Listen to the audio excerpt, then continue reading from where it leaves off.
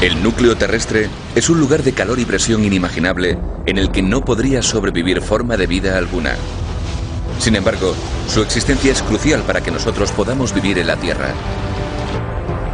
Los avances científicos afirman que el centro de la Tierra es el motor del planeta. El núcleo es un inmenso y violento generador. A miles de kilómetros bajo nuestros pies, un metal líquido tan caliente como la superficie solar se mueve en corrientes gigantes que generan enormes cantidades de energía magnética. Las ondas magnéticas que se crean se propagan por la Tierra y hasta el espacio, cubriendo al planeta con un campo de fuerza invisible que es lo único que nos separa de la radiación letal del espacio. Pero puede que ese generador esté perdiendo potencia. Nuevos hallazgos sobre el núcleo terrestre muestran señales de enfriamiento, signo de que el corazón de nuestro planeta podría estar perdiendo fuerzas.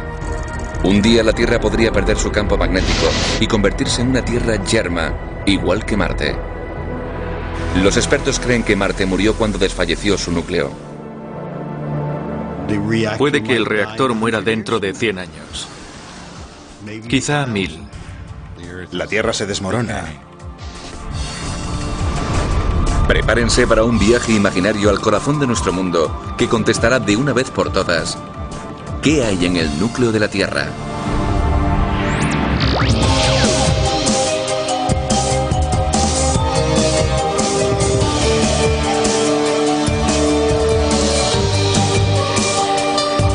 Ciencia al desnudo, el núcleo terrestre. Hemos navegado por todos los océanos, escalado las montañas más altas, incluso hemos caminado por la Luna y creado un nuevo hogar en el espacio. Pero en cuanto a lo que yace bajo nuestros pies, el hombre no ha hecho más que comenzar a arañar la superficie. Más del 99% del interior del planeta no ha sido explorado. Nuestro propio planeta sigue siendo un misterio para nosotros. El interior de nuestro planeta es muy inaccesible como para que lo exploremos. Y sin embargo, sí podemos explorar las profundidades del universo y saber qué pasó después del Big Bang que lo formó.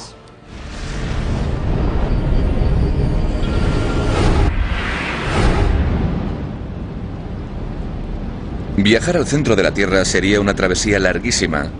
Está a casi 6.400 kilómetros bajo nosotros, que es más o menos la distancia entre Londres y Chicago. Claro que en este caso en concreto, nadie se ha acercado casi nada. La expedición más profunda jamás emprendida casi alcanzó los 2 kilómetros. Y hay miles de cuevas que siguen sin ser exploradas.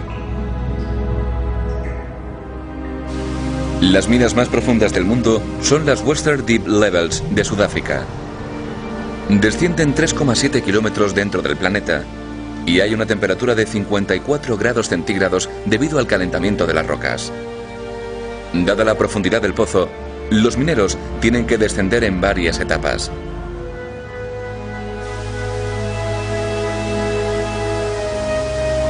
El mayor agujero que se ha perforado en la Tierra está en Kola, Rusia.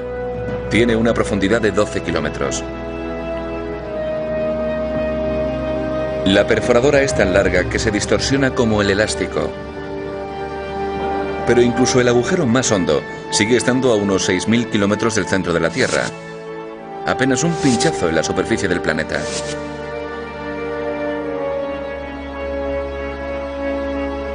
La Tierra es como una cebolla, hecha de distintas capas de materia. La corteza es una capa fina de roca de unos 30 kilómetros de ancho. La parte más grande del interior de la Tierra se llama el manto y se compone de casi 3.000 kilómetros de una especie de masa pastosa. Bajo el manto, el núcleo, del tamaño de la Luna y compuesto por dos partes. El núcleo externo, de metal líquido, y el núcleo interno, de metal sólido. Este es nuestro destino en la misión por descubrir qué yace en el corazón del planeta.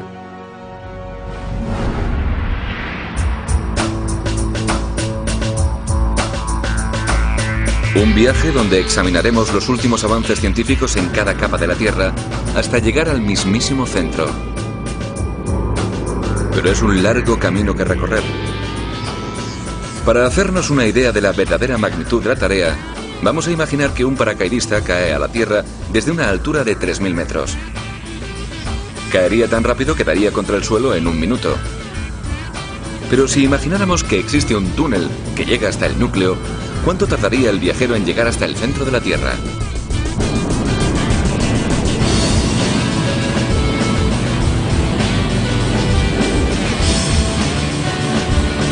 La Tierra es tan inmensa que una caída libre hasta el centro del planeta llevaría 32 interminables horas. Prepárense para seguirle en su viaje por las capas del planeta.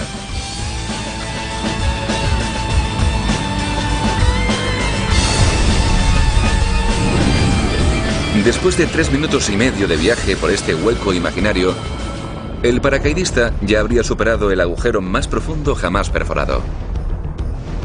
20 minutos más tarde llegaría al fondo de la primera capa del planeta, la corteza terrestre, con un ancho de 70 kilómetros en su punto más profundo.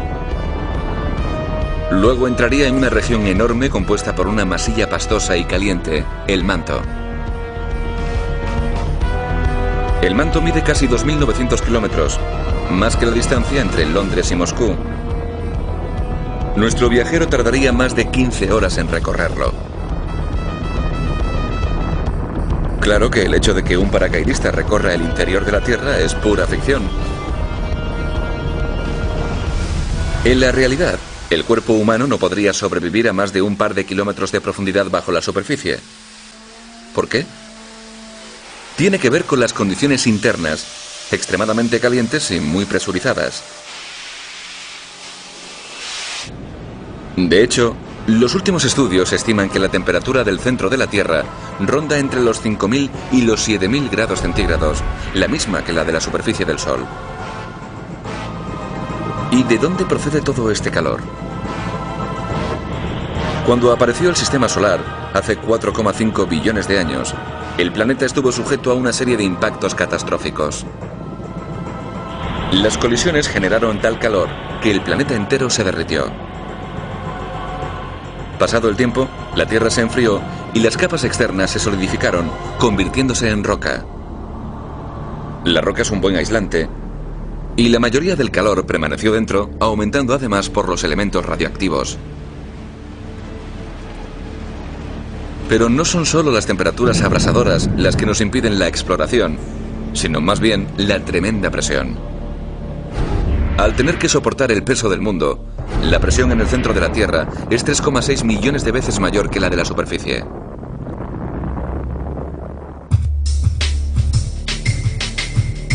Esta prueba nos muestra lo poco preparado que está el cuerpo humano para enfrentarse a una presión tan alta. Una sandía tiene más o menos la misma densidad que una cabeza humana. En esta demostración, una bala cruzando el aire a más de 4.800 kilómetros por hora genera en el impacto una presión de más de 1.360.000 kilos por centímetro cuadrado. La presión del núcleo terrestre es de 230 millones por centímetro cuadrado. El equivalente de 15 balas impactando a la vez.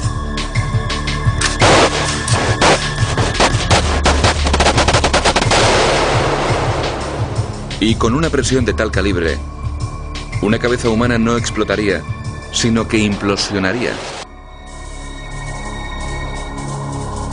De hecho, para recrear la misma presión que experimentaríamos en el núcleo, hay que recurrir a una pistola especial como esta creada en el Instituto Tecnológico de California, en Los Ángeles. Los estudiosos de la Tierra la utilizan para analizar materiales que se encuentran bajo millones de atmósferas de presión. Llave de encendido. Fuego.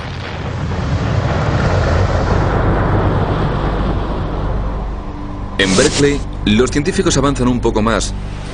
Pueden probar materiales bajo presiones y temperaturas extremas en una máquina llamada yunque de diamante. Lo que hacemos literalmente es que estrujamos el material a examinar entre las puntas de 2 diamantes, consiguiendo presiones extremadamente altas. El diamante es la sustancia más dura de la Tierra. Estos son modelos de plástico. Los verdaderos son mucho más pequeños. La máquina, además de estrujar, también calienta. Láseres de inmensa potencia brillan a través de los diamantes para calentar la muestra. Utilizar diamantes además tiene una ventaja añadida, y es que al ser transparentes actúan como ventanas en el material. Podemos ver la muestra mientras se somete a las altas temperaturas y presiones que existen en la profundidad de la Tierra. La pistola de alta velocidad y el yunque de diamante son las únicas maneras con las que los científicos han podido recrear en la superficie terrestre las condiciones del núcleo. ¿Podrían los materiales que se desarrollan con tales métodos formar la base de una máquina que algún día llegase hasta el núcleo? Puede que los humanos nunca viajemos hasta allí, pero ¿podría construirse una sonda que nos trajera información desde el interior?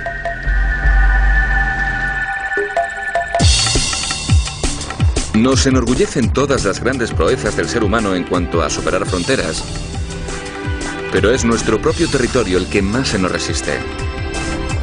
El planeta Tierra tiene un interior tan violento que es completamente inaccesible a cualquier tipo de exploración.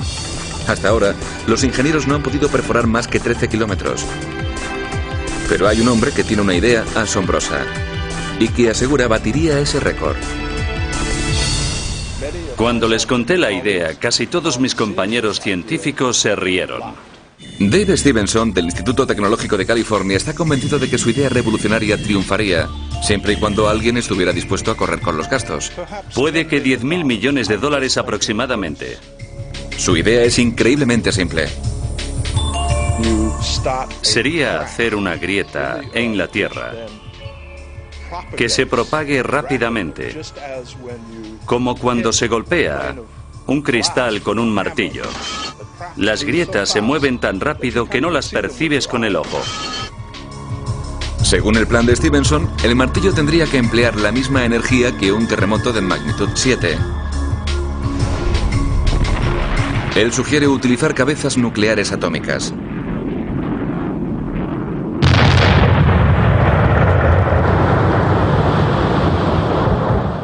El siguiente paso sería verter hierro líquido en la grieta. Y mucho.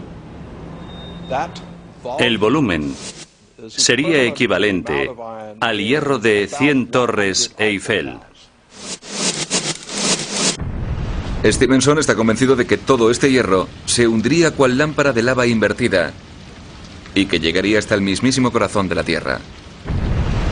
Dentro del hierro líquido habría una sonda hecha de materiales desarrollados en yunques de diamantes y pistolas de presión que recogería información de su entorno y la enviaría a la superficie mediante ondas de energía. Llegaría al núcleo en el lapso de una semana y ahí la sonda se perdería para siempre. Pero en el proceso habría proporcionado a los expertos nuevos datos sobre la composición del interior de la Tierra y sobre el futuro del planeta. Puede parecer excesivamente simple, pero con esta demostración Stevenson nos enseña su idea a una escala bastante más pequeña. La gelatina representa el manto de la Tierra y el sirope hace de hierro líquido. Lo que sucede es que el sirope penetra en la gelatina, llegando hasta el fondo, justo como haría el hierro hasta llegar al núcleo terrestre. Stevenson utiliza una cuchara de postre en lugar de una bomba nuclear. Ahí va. Se hunde a través de la gelatina hasta llegar al fondo del manto. Al igual que el manto, la gelatina se comporta como un sólido y el sirope, como el hierro líquido, es un fluido. Esto muestra cómo sería perfectamente posible que un líquido penetrara en el manto. La gran ventaja de este experimento es que una vez que lo terminas, te lo puedes comer. La idea de Stevenson está lejos de hacerse realidad. Pero si funcionara, batería todos los récords de profundidad. De momento parece que no hay puerta de entrada a los infiernos. Y si los científicos quieren saber más sobre el centro de la Tierra, van a tener que encontrar otra ventana al mundo interior.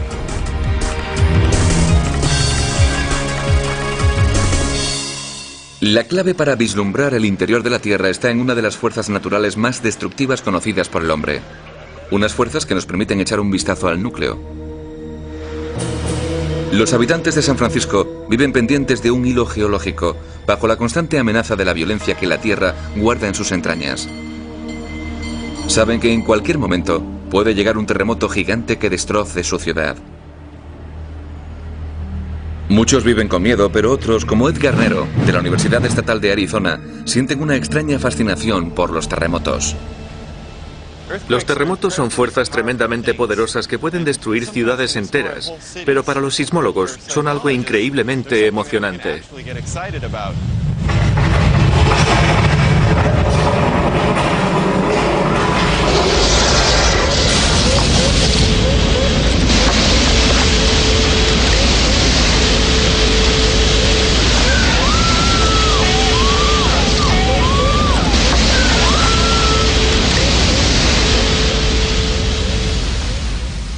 Esta simulación de terremoto en los estudios Universal muestra lo que sucedería en una estación de metro en un seísmo de magnitud 8.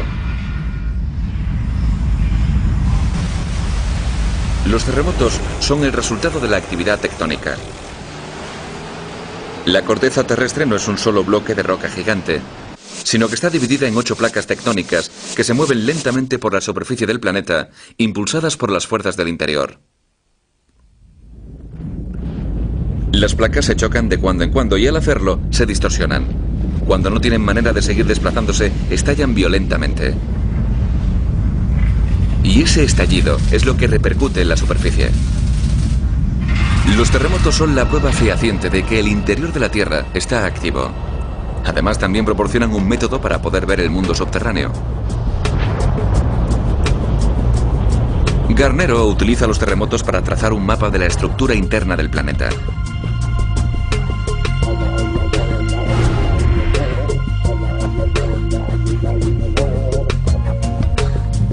Hay lugares como este repartidos por todo el globo en los que se entierra equipamiento científico de alta tecnología.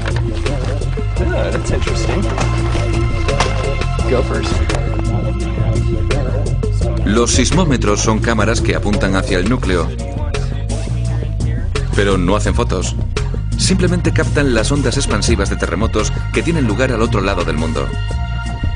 Las ondas informan a los sismólogos del material por el que han estado viajando. Y luego hay que transformar las ondas expansivas en imágenes potenciales del interior de la Tierra.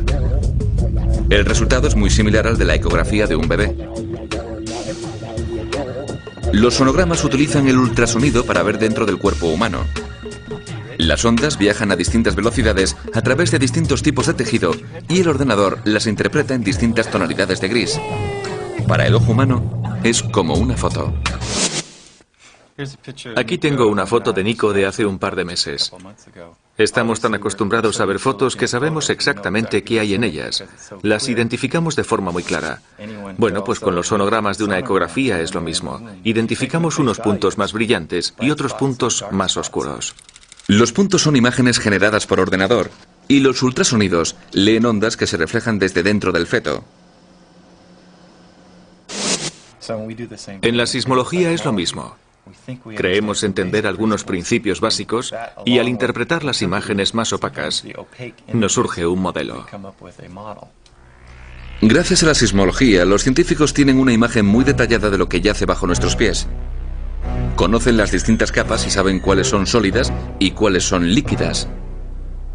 Bajo la corteza, compuesta por rocas que también existen en la superficie, está el manto, con un ancho de 2.900 kilómetros y también sólido, pero compuesto de una masa pastosa. Ahora, estudios sísmicos recientes revelan que podría haber una cordillera montañosa subterránea cerca de la frontera entre el núcleo y el manto.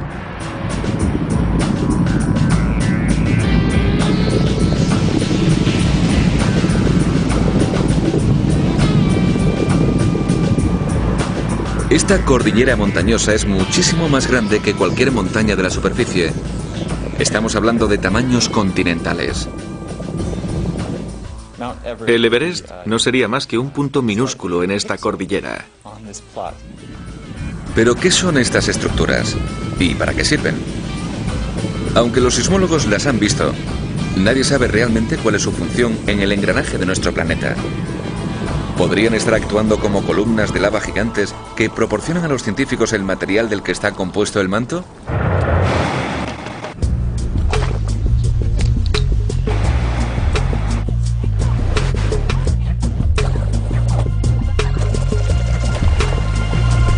En su novela Viaje al centro de la Tierra, Julio Verne propagó la leyenda de que en Islandia estaba la puerta de entrada al núcleo del planeta. Sin embargo, no existe tal ruta, y hoy es un popular destino turístico apreciado por la actividad volcánica. A 9.600 kilómetros al oeste, la isla de Hawái se muestra igual de espectacular. Ambas islas han sido denominadas hot spots o puntos calientes, áreas volcánicas que se piensa emanan de las secciones más cálidas del manto. Pero ¿desde qué profundidad procede el material viscoso y ardiente? Hay dos corrientes de pensamiento entre los vulcanólogos. Una, que el material emerge tras un largo viaje desde la base del manto. Y dos, que el material procede de la parte superior del manto. El vulcanólogo Ken Hahn nos hace una demostración de ambas teorías. La idea de que el material procede desde el fondo del manto es fácil de entender si nos fijamos en una lámpara de lava, que es algo que conoce todo el mundo de mi edad. En la frontera entre el manto y el núcleo hay mucho calor, y ese calor sale del núcleo y calienta el manto sobrepuesto, haciéndose más ligero, como un globo de helio, de manera que hace que el material suba a la superficie. Hahn, como la mayoría de los vulcanólogos, apoya la teoría de que el material procede de la base. Pero una nueva teoría podría cambiar esta opinión científica tan extendida.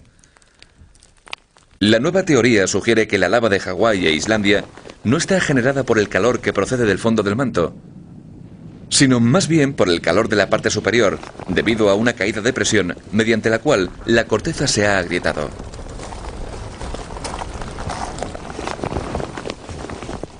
Al igual que hizo Stevenson con la gelatina, Hahn utiliza maicena, una sustancia muy parecida al manto pegajoso, para ilustrar la idea. Hay un montón de roca en la parte de arriba, así que bajo mucha presión permanece sólido, y así estaría el manto debajo de la corteza. Aunque la maicena es sólida bajo la presión, al igual que lo es el manto, en cuanto la presión se libera, se derrite. Según esta nueva teoría, Islandia y Hawái no son más que grietas de la corteza terrestre que han liberado la presión del manto y cuya consecuencia es la lava.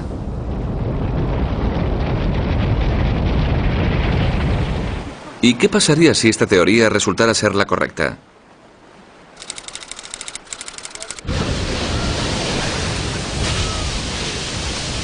Gillian Folger es la creadora de esta teoría y lleva más de 25 años en Islandia recopilando los datos que la confirmarían. Fue como ese momento de eureka, que un científico solo experimenta una o dos veces a lo largo de su carrera. Y eso si tiene suerte. Si Folger tiene razón, es inútil intentar aprender algo sobre el núcleo de la Tierra mediante la lava. Las implicaciones son realmente muy radicales, porque hasta ahora la gente asumía que si cogía muestras de roca de Islandia o Hawái, estaban penetrando de alguna manera en el mismísimo centro de la Tierra, que se estaban asomando al núcleo. Pero esta teoría, que es nueva y muy emocionante, supone una decepción para aquellos a quienes les interesa estudiar el núcleo, ya que estas rocas no nos dicen nada sobre él, sino más bien sobre la Tierra poco profunda. Sea cual sea la teoría correcta, los científicos aún tienen mucho que aprender sobre los volcanes. La lava tiene su origen a una profundidad mucho mayor que la que jamás podríamos aspirar a excavar. Hasta ahora, nuestro viajero lleva recorridos 3.200 kilómetros en poco menos de 20 horas. Ahora cae en picado por el núcleo externo de la Tierra. El núcleo externo es una capa líquida de hierro derretido y níquel. Una fragua ilustra perfectamente cómo podría ser el núcleo externo. El metal líquido fluye libremente a varios miles de grados centígrados. Aquí el hierro líquido está a una temperatura de 1370 grados centígrados. Aunque a miles de kilómetros debajo de nosotros, los científicos pueden estudiar el núcleo externo por el campo invisible de energía que produce. Nos pasamos la vida inmersos en este campo, aunque no podemos verlo, ni olerlo, ni sentirlo. Pero nos rodea por completo. Es el campo magnético de la Tierra. Durante siglos, los marineros han utilizado sus conocimientos de magnetismo para navegar a lo largo y ancho del mundo. pero nunca fueron conscientes de su importancia, ya que es el protector de nuestro planeta. Al igual que la electricidad, el campo magnético de la Tierra fluye en un circuito.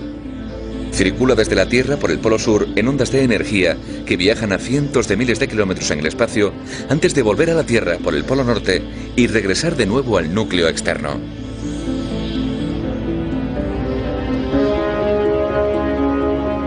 El campo magnético invisible que produce el núcleo hace posible que haya vida, ya que nos protege de la radioactividad letal del espacio. Mucha gente empieza a ser consciente de los riesgos de tomar el sol. Bien, pues sin el campo magnético nos estaríamos exponiendo a algo mucho peor que las quemaduras solares.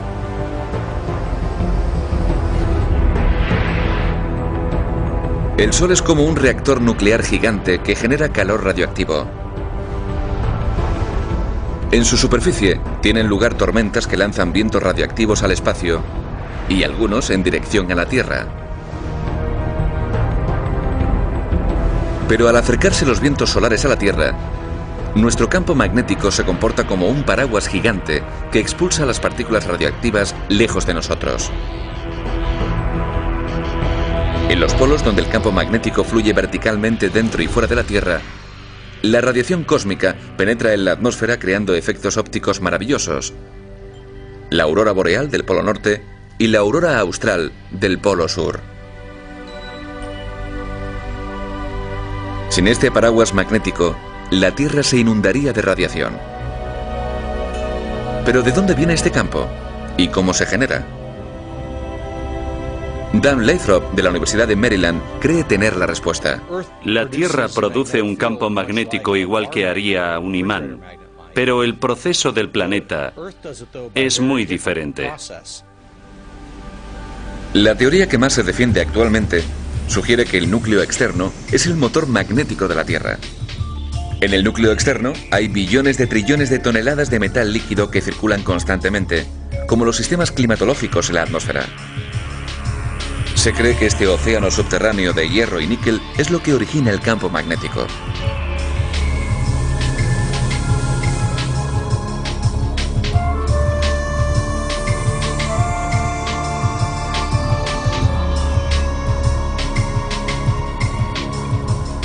En este experimento, el equipo de Lathrop construye una maqueta del núcleo de la Tierra para confirmar la teoría de que una bola de metal líquido puede generar magnetismo. Esta es una maqueta experimental del núcleo de la Tierra.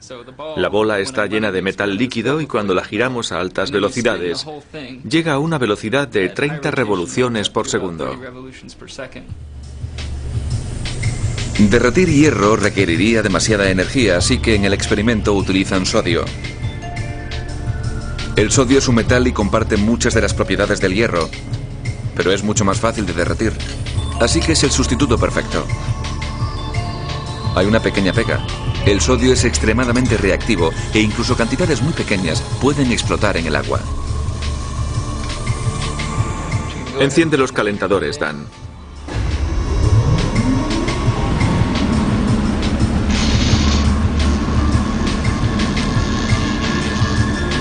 La Tierra y su núcleo giran igual que la bola de sodio. El impulso del metal líquido interno genera magnetismo y con ello tenemos la prueba de que el núcleo externo de la Tierra es capaz de producir un campo magnético. Vemos todo tipo de impulsos en los campos magnéticos inducidos. El sodio rotativo causa oscilaciones y todo tipo de movimientos muy caóticos, parecidos a los movimientos impredecibles que se pueden producir en la atmósfera de la Tierra. Parece que los campos magnéticos creados por bolas de metal líquido son sistemas inestables, pero ¿cómo de inestables? Los científicos tienen pruebas de que el escudo magnético de la Tierra está perdiendo fuerzas. El campo magnético de esta zona de la superficie terrestre es bastante más débil de lo que cabría esperar. En el siglo pasado, la fuerza de nuestro campo se ha debilitado en un 10%.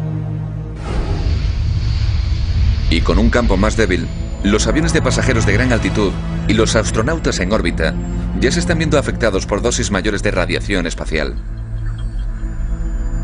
¿Tendrá Bloxham la evidencia que confirme que algún día desaparecerá el campo magnético? ¿Y qué pasaría si desapareciera por completo?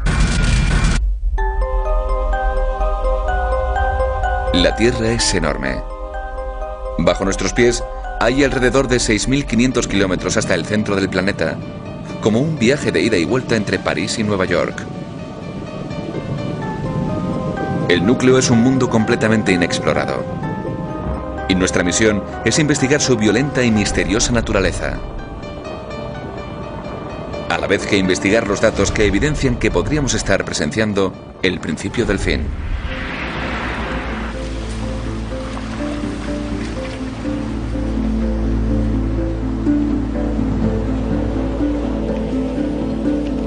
Marblehead, Massachusetts, lugar de un descubrimiento alarmante.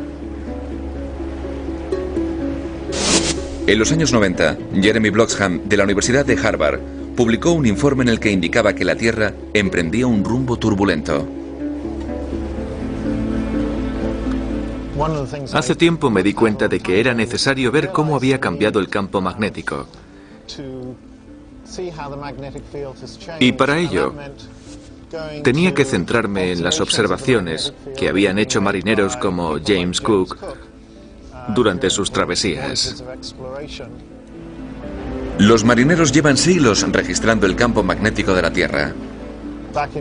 En el siglo XVIII, la gente estaba haciendo observaciones muy calculadas y metódicas sobre el campo magnético para poder calcular el ángulo entre el norte verdadero y el norte de la brújula. Las agujas de la brújula son pequeños imanes en sí mismas. Funcionan alineándose con el campo magnético de la Tierra. Pero el norte al que apunta una brújula, denominado el norte magnético, no es el mismo norte que se ve en los mapas, denominado el norte verdadero. Gracias al impulso del núcleo, el norte magnético está en constante movimiento. Los científicos pueden predecir dónde estará a corto plazo, pero es imposible adivinar dónde se encontrará en un futuro lejano. Para facilitar la navegación, los mapas de ruta se ponían al día con el ángulo de desviación, o sea, el ángulo entre el norte verdadero y el norte magnético. Hoy las cartas de navegación nos cuentan una historia muy detallada del núcleo.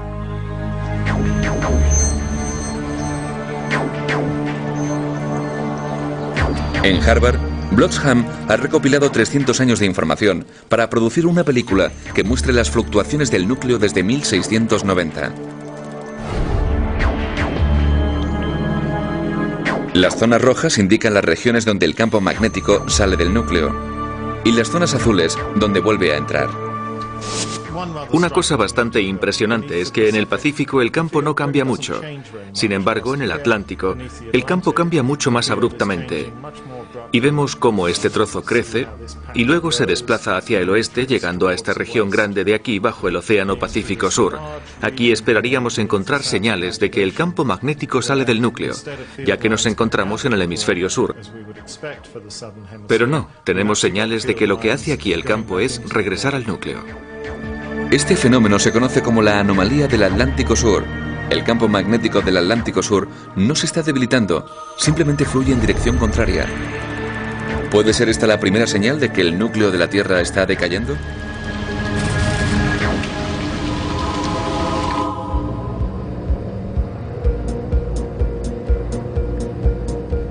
El Océano Pacífico puede dar algunas pistas al respecto.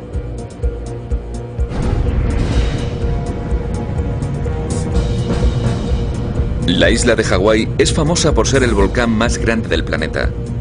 Desde el fondo del mar, casi dobla en altura al Everest.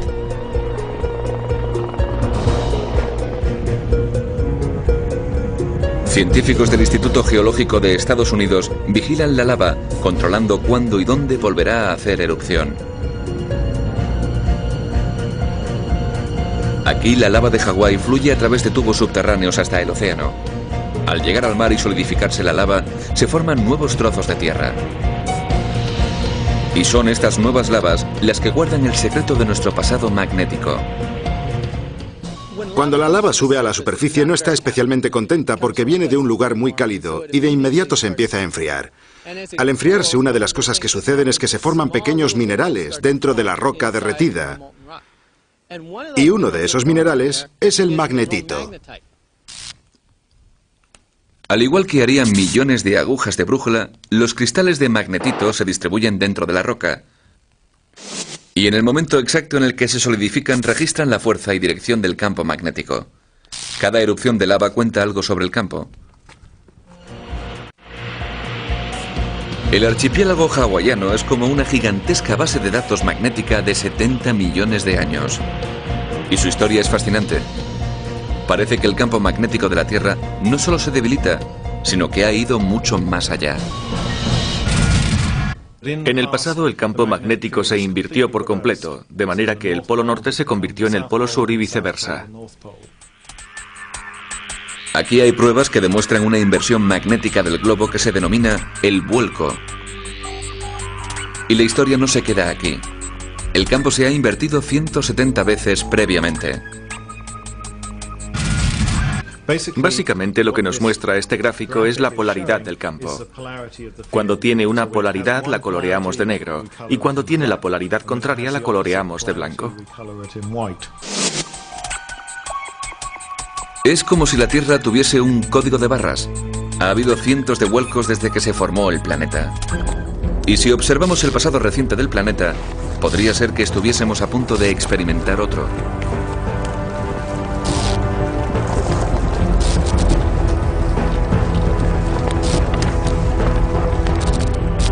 En los últimos 150 años hemos visto cómo se ha destruido un 10% del componente norte-sur por el proceso del flujo reverso.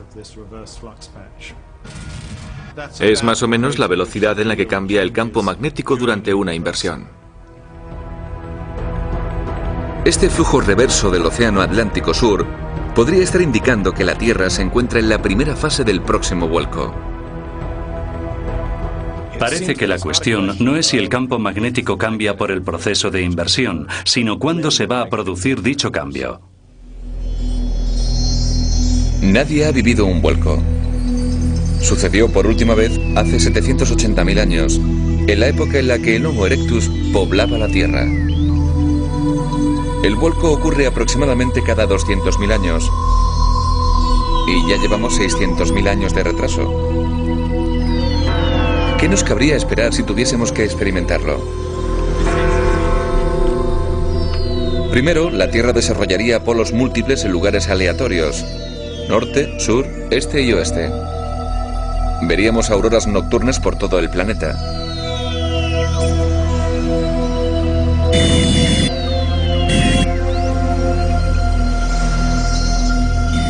Pero lo que es peor, puede que nos sometiésemos a grandes dosis de radiación solar que podrían causar una epidemia de cáncer. Lo cierto es que nadie puede saber exactamente qué sucedería.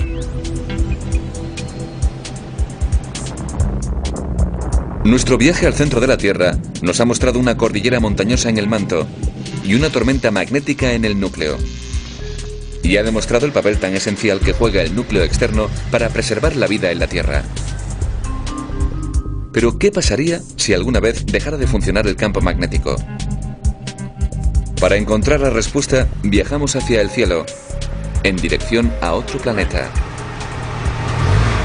We have ignition, and we have liftoff of NASA's Mars Global Surveyor as America begins its journey back to the Red Planet. El transmisor de datos magnéticos del Mars Global Surveyor obtuvo una información muy valiosa, ya que revelaba que el núcleo de Marte no emanaba ningún campo magnético. Pero existe un punto de giro en tales datos. Y es que la NASA descubrió que la corteza del planeta sí que desprendía un campo magnético. Mario Acuna encabezó el equipo. Vimos que los instrumentos registraban un enorme campo magnético en una pequeña región del planeta. La NASA llevó a cabo un descubrimiento asombroso. Aunque no existía un campo proveniente del núcleo de Marte, algunas secciones de su corteza sí se mostraban fuertemente magnéticas. Y esto solo ocurre cuando la lava se solidifica en presencia de un campo magnético. Al igual que en Hawái, la lava solidificada de la corteza de Marte registraba un pasado magnético y un núcleo líquido, justo igual que la Tierra. Pero ya no estaba ahí, había desaparecido. Con una corteza magnetizada, pero sin pruebas de un campo magnético global, la NASA llegó a la conclusión de que en algún momento de su historia, el núcleo de Marte se había solidificado.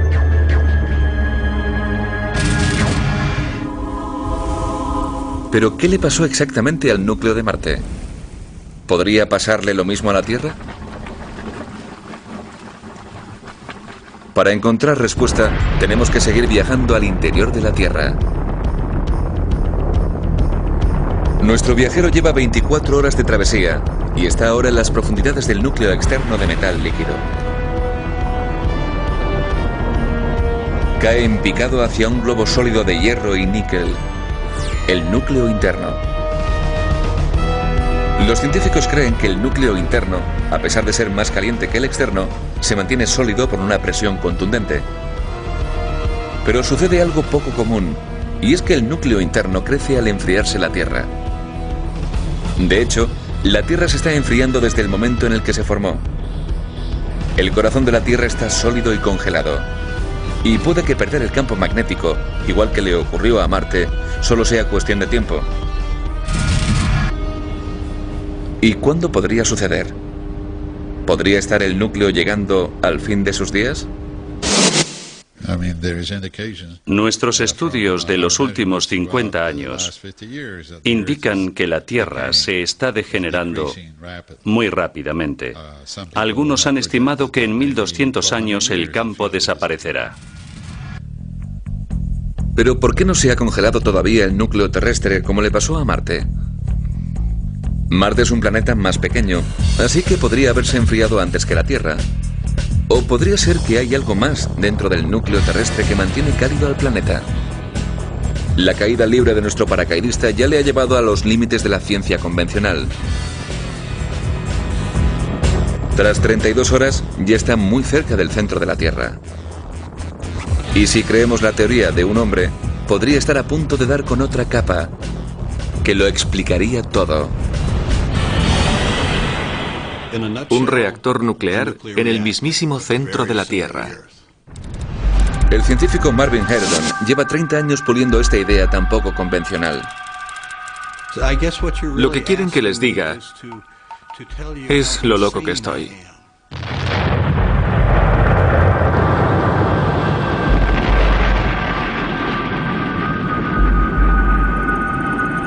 Herdon cree que dentro del núcleo interno líquido existe una bola de uranio y plutonio de 8 kilómetros de ancho que genera el calor que propulsa el metal líquido del núcleo externo. Herdon lucha por que se reconozca su idea, pero a la mayoría de los científicos le parece inadmisible.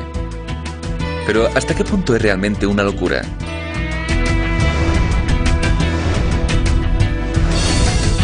Sus argumentos se basan en los meteoritos, enormes trozos de roca que a veces caen sobre la Tierra. Hubo una explosión enorme. Miré a mi alrededor y solo había polvo. Una cosa increíble. Menos mal que no había nadie en el sofá.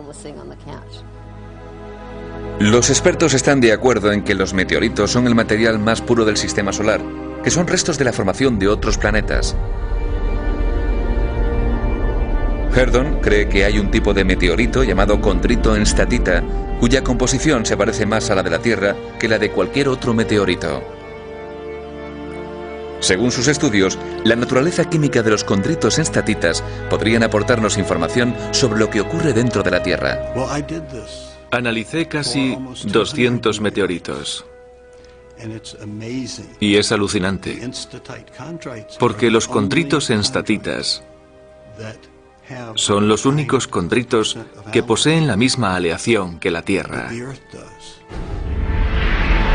Los condritos enstatitas tienen una carga de uranio que penetraría hasta el núcleo de un planeta, y al contrario de la mayoría, Herdon cree que esto es lo que ocurrió cuando se formó la Tierra. Razona que hay suficiente uranio y plutonio en el núcleo como para reaccionar espontáneamente. Esto puede parecer exagerado, pero el caso es que nadie ha explicado algo tan peculiar como que Júpiter irradie el doble de energía que recibe del Sol. ¿Podría la apariencia gaseosa de Júpiter esconder un reactor nuclear de escala planetaria, al igual que la Tierra que describe Herdon? En el oeste de África hay una pequeña región llamada Oklo. En los años 70, científicos franceses descubrieron que en el pasado esta mina de uranio había sido un reactor de fisión natural. Eso confirmó que la propia naturaleza podía producir reactores nucleares. De repente, todas las piezas del puzzle concordaban.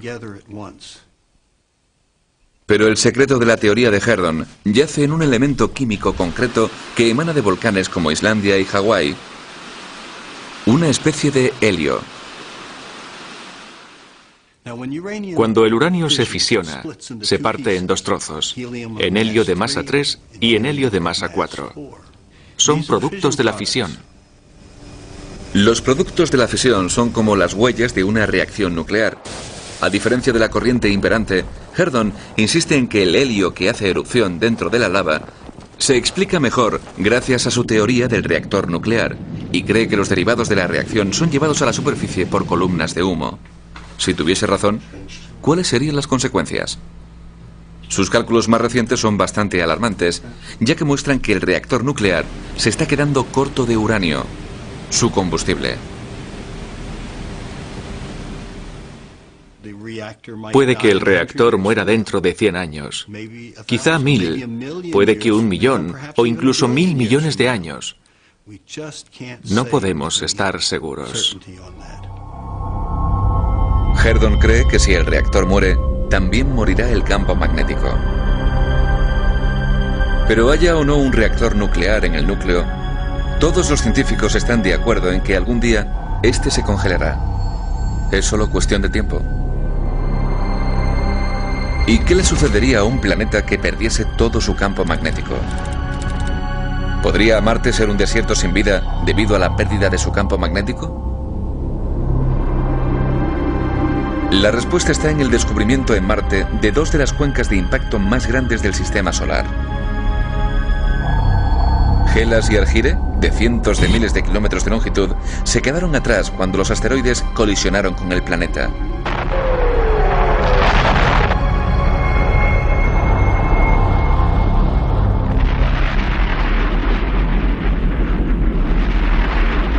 La NASA no encontró roca magnetizada dentro de estos cráteres. Cuando se formaron, hace menos de 4 billones de años, el núcleo de Marte ya había dejado de producir un campo magnético. La NASA cree que fue entonces cuando Marte comenzó a perder su atmósfera y sus océanos. A lo largo de billones de años, el planeta quedó despojado de su atmósfera y se hizo vulnerable a las ondas de radiación cósmica. Lo único que quedó fue el yermo planeta rojo que hoy conocemos también.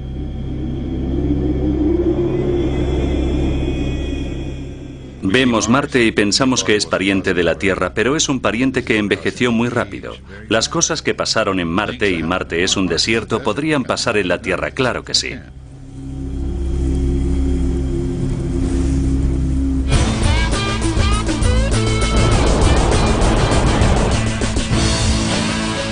¿Qué hay pues en el centro de nuestro planeta? Puede que nunca lo alcancemos, y los expertos aún no saben exactamente qué es lo que hay bajo nuestros pies. Pero la ciencia moderna sí percibe un enorme desconocido que está aún por explorar. Una cosa sí está clara: el núcleo terrestre es esencial para que el mundo sobreviva. Y es que sin el escudo magnético que genera, nuestro planeta estaría expuesto al ataque radiactivo del espacio. Algún día, la Tierra podría convertirse en una desolada tierra baldía, igual que nuestro vecino rojo.